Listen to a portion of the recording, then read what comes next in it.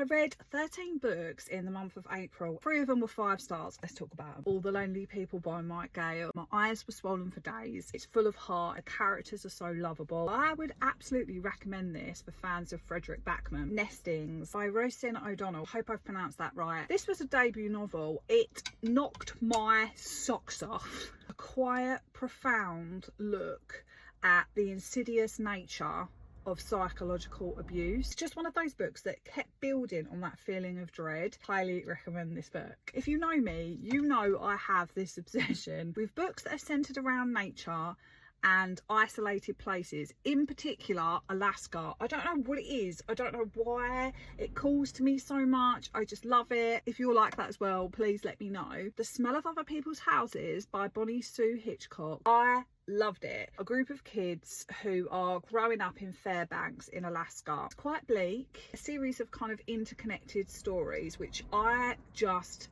love. I would again recommend this for fans of Fredrik Backman or Mike Gale. Very close to 5 stars for me was I Was a Teenage Slasher by Stephen Graham Jones. I just love his writing. It completely subverted the slasher genre. Marmee by Jessica George. To be honest, I can't really remember much about that. It's got heart. I didn't actually have any 4-star reads, which is very sad. It kind of all just goes a bit downhill from here, I'm sorry to say.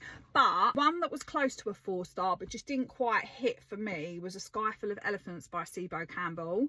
When I started this, I made a video about it because I was so sure it was going to be a 5-star, but it just kind of lost me. It had interesting commentary and I love the concept, and the writing was absolutely stunning. I gave that a 3.75 star. Similar but not really in the kind of philosophical exploration is The Measure. I really didn't like this. I think I gave it 2 stars. I was just so bored, but that is personal preference. I know that I'm definitely in the minority with that opinion. The Pallbearers Club by Paul Tremblay, 2.75. Oh, actually, The Lamb by Lucy Rose, I gave that 3.5. It was a fun time.